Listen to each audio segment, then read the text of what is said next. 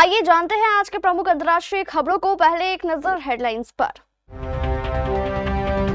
भारत को निशाना बनाकर एलन मस्क पर भड़के ट्रंप के करीबी सलाहकार।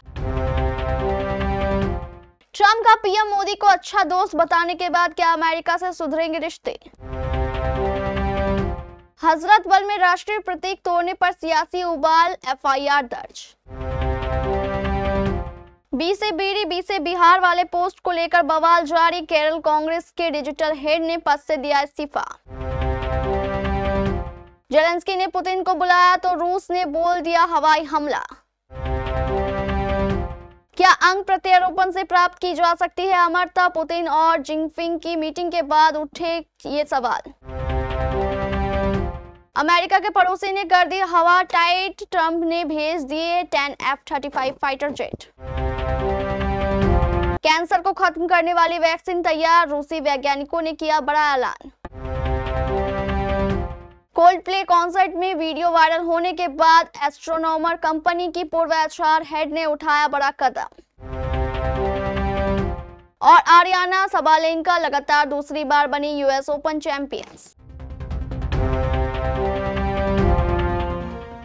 अमेरिका के राष्ट्रपति डोनाल्ड ट्रंप के व्यापार सलाहकार पीटर नवारो एक बार फिर चर्चा में हैं। नवारो ने सोशल मीडिया प्लेटफॉर्म एक्स पर मस्क के बहाने लिखा कि भारतीय सरकार का प्रचार तंत्र पूरी ताकत से काम कर रहा है। दरअसल मामला पीटर नवारो की एक्स पोस्ट से जुड़ा है, जिस पर एक्स की तरफ से कम्युनिटी नोट यानी फैक्ट चेक से संबंधित नोट लगाया गया है। नवारो इस कम्युनिटी नोट से खासे नाराज दिखे और एलन मस्क पर प्रोपेगेंडा चलाने का आरोप लगा दिया। हालांकि एलन मस्क ने नवारो की पोस्ट पर कोई प्रतिक्रिया नहीं दी है। अमेरिकी राष्ट्रपति डोनाल्ड ट्रंप को बहुत से विश्लेषक अनप्रिडिक्टेबल कहते हैं, यानी एक ऐसे राष्ट्रपति जो कभी भी अप्रत्याशित रूप से कोई कदम उठा सकते हैं। अब कहा जा रहा है कि डोनाल्ड ट्रंप ने दूसरे कार्यकाल में अपनी उस छवि को बरकरार रखा है। अपने इसी बर्ताव के तहत वह नेगोशिएट यानी मोल भाव करने की कोशिश करते हैं। ट्रंप भारत पर कुल 50% टैरिफ लगा चुके हैं। यह मुद्दा भारत की कूटनीति के साथ ही राजनीति को भी प्रभावित कर रहा है। साथ ही अंतर्राष्ट्रीय स्तर पर भी इस पर लगातार टिप्पणियां हो रही है। शनिवार को ट्रंप और पीएम मोदी ने दोनों देशों के रिश्तों की तारीफ की। ट्रंप ने पीएम मोदी को अपना अच्छा दोस्त बताया। जम्मू कश्मीर के ग्रीष्मकालीन राजधानी श्रीनगर में हजरतबल दरगाह में शीला पट पर अंकित राष्ट्रीय प्रतीक अशोक चिन्ह को नष्ट करने के मामले में पुलिस ने शनिवार को एफआईआर दर्ज की। इसके बाद पूरे कश्मीर सियासत उबाल पर पहुंच गई। मुख्यमंत्री उमर अब्दुल्ला ने दरगाह में इस शीला पट पर ही सवाल खड़े कर दिए और कहा कि प्रतीक चिन्ह सरकारी कार्यालयों में लगाए जाने चाहिए, न कि धार्मिक स्थलों पर। पीडीपी समेत अन्य कश्मीर केंद्रित दल खुलकर तोड़ने वालों के समर्थन में खड़े हो गए। इस बीच भाजपा ने स्पष्ट शब्दों में कह दिया कि वह राष्ट्रीय प्रतीक का अपमान बर्दाश्त नहीं करेगी। जम्मू कश्मीर पुलिस के मुताबिक हजरतबल में शुक्रवार को राष्ट्रीय प्रतीक को नुकसान पहुंचाया गया था। इस संबंध में राष्ट्रीय सम्मान के अपमान, शांति भंग करने, दंगा और आपराधिक साजिश रचने के आरोप में अज्ञात लोगों के खिलाफ एफआईआर दर्ज कराई गई। कांग्रेस की केरल इकाई की सोशल मीडिया पोस्ट पर मचा विवाद अब थमती नजर नहीं आ रही है। इस ट्वीट के बाद विपक्ष के साथ साथ कांग्रेस के सहयोगी दल भी हमलावर हो गए हैं। इस मामले में विवाद बढ़ता देख कांग्रेस के डिजिटल मीडिया सेल के प्रमुख और पूर्व विधायक वीटी बलराम ने अपने पद से इस्तीफा दे दिया। दरअसल कांग्रेस की ओर से एक्स पर एक पोस्ट की गई थी जो जीएसटी को लेकर थी। इस पोस्ट पर लिखा गया था, बीरी और बिहार दोनों बी से ही शुरू होते हैं, अब इसे पाप नहीं माना जा सकता।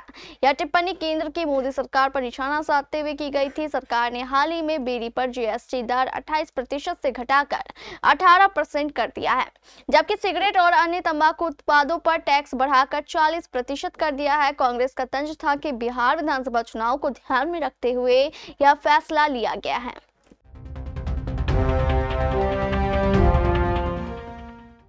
रूस ने 6-7 सितंबर की रात यूक्रेन के कई शहरों पर सैकड़ों ड्रोन दागे। राजधानी कीव, खार्किव, डनिप्रो और जापोरिजिया क्षेत्र में देर रात तेज धमाकों की आवाजें सुनी गई।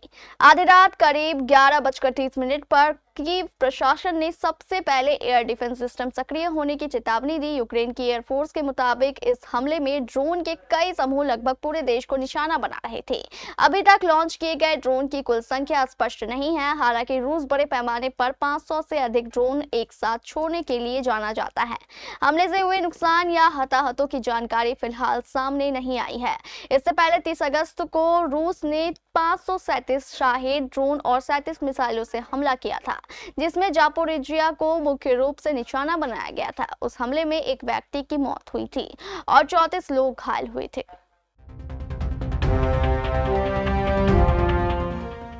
रूसी राष्ट्रपति व्लादिमीर पुतिन और उनके चीनी समकक्ष शी जिनपिंग ने बीजिंग में एक सैन्य परेड के दौरान अमरता की प्राप्ति के लिए जैव प्रौद्योगिकी के उपयोग पर चर्चा की, जिसने वैश्विक ध्यान आकर्षित किया है। विशेष रूप से पुतिन ने सुझाव दिया कि बार बार अंग प्रत्यारोपण से व्यक्ति हमेशा जवान रह सकता है। ऑस्ट्रेलिया के मोनाश यूनिवर्सिटी के बायो एथिक्स के लेक्चरर जूलियन कॉपलिन ने इस संदर्भ में एक रिपोर्ट जारी की है, जिसमें इस दावे की सच्चाई का विश्लेषण किया गया है। पुतिन का यह सुझाव है कि हम बार बार अंग प्रत्यारोपण के माध्यम से अमरता प्राप्त कर सकते हैं, निश्चित रूप से विवादास्पद है। एक स्वाभाविक प्रश्न ये उठता है कि ये अंग आएंगे कहां से? प्रत्यारोपण योग्य अंग एक दुर्लभ चिकित्सा संसाधन है। किसी वृद्ध तानाशाह के जीवन को बनाए रखने के लिए इनका उपयोग करने से अन्य जरूरतमंद लोग जीवन रक्षक प्रत्यारोपण से वंचित हो जाएंगे। अमेरिका के पास मौजूद वेनेजुएला के साथ उसके तनाव चल रहे हैं। अब ये तनाव खतरनाक स्तर पर पहुंच गया है। अमेरिका ने दुश्मन को चेतावनी देने के लिए 10 F-35 फाइटर जेट की तैनाती की है। अमेरिकी राष्ट्रपति डोनाल्ड ट्रंप ने शुक्रवार को बेहद सख्त लहजे में कहा कि अगर वेनेजुएला के F-16 लड़ाकू विमान अमेरिकी युद्धपोतों के ऊपर से उड़ान भरते हैं और अमेरिकी सुरक्षा को खतरे में डालते हैं तो उन्हें तुरंत मार गिराने का आदेश है।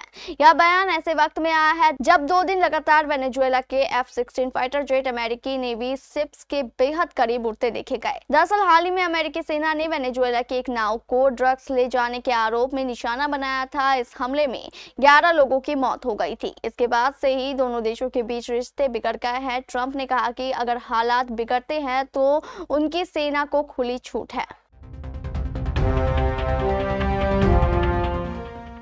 रूस के वैज्ञानिकों ने कैंसर वैक्सीन को लेकर बड़ा ऐलान करते हुए कहा कि उनका बनाया टीका अब इस्तेमाल के लिए तैयार है। रूस की संघीय मेडिकल एंड बायोलॉजिकल एजेंसी ने घोषणा की है कि रूसी एंड्रोमिक्स कैंसर वैक्सीन अब दैनिक उपयोग के लिए तैयार है। रूसी मीडिया आउटलेट स्पुतिन ने FMBA प्रमुख वेरोनिका स्कोटसोवा के हवाले से कहा है कि RNA आधारित वैक्सीन ने प्रीक्लिनिकल परीक्षणों में सफलता हासिल की है। पिछले 3 सालों में टीके की सुरक्षा और उच्च प्रभावशीलता का प्रदर्शन हुआ है।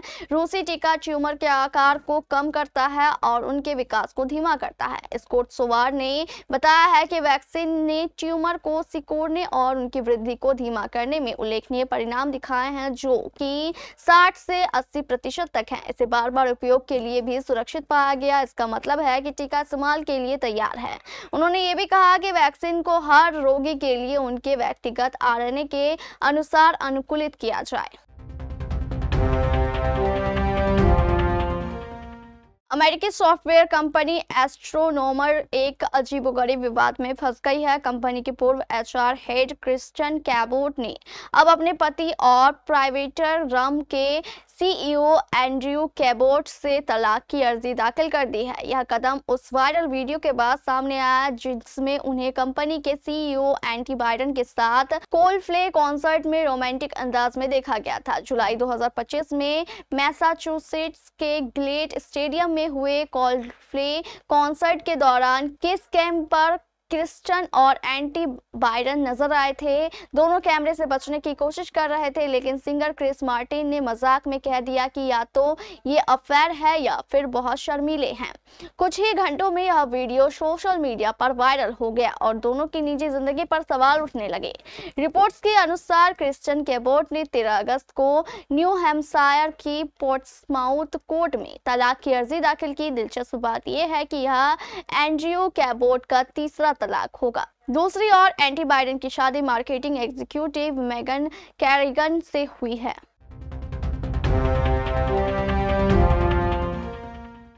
वर्ल्ड नंबर 1 बेलारूस की आरियाना सबालेंका ने यूएस ओपन 2025 में महिला सिंगल्स का खिताब जीत लिया।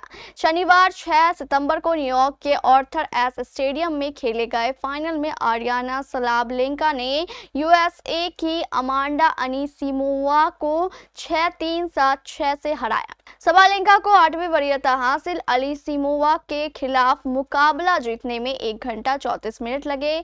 आरियाना सबालेंका लगातार दूसरी बार यूएस ओपन चैंपियंस बनी। उन्होंने पिछले साल भी यहां पर खिताब जीता था। 2014 के बाद ऐसा पहला मौका है जब यूएस ओपन की महिला सिंगल्स में किसी खिलाड़ी ने अपना टाइटल डिफेंस किया है। सबालेंका का ये चौथा ग्रैंड स्लैम खिताब रहा। आरियाना सबालेंका 2 बार ऑस्ट्रेलियन ओपन भी जीत चुकी है। दूसरी तरफ अमांडा अनीसिमोवा लगातार दूसरा ग्रैंड स्लैम फाइनल खेल रही थी, लेकिन वो फिर खिताब नहीं जीत सकी। विंबलडन 2025 के वुमेन्स सिंगल्स फाइनल में अनीसिमोव को पोलैंड की ईगा स्वियातेक के हाथों 0-6, 0-6 से करारी शिकस्त झेलनी पड़ी। 27 साल के आरियाना सबालेंका ने पहले सेमीफाइनल में यूएसए की जेसिका पेगुलो को 4-6, 6-3, 6-4 से हराकर खिताबी मुकाबले में जगह बनाई थी। वहीं 24 वर्षीय अमांडा अनीसिमोवा ने सेमीफाइनल में जापानी खिलाड़ी नाओमी ओसाका को 6-7, 7-6, 6-3 से पराजित किया था।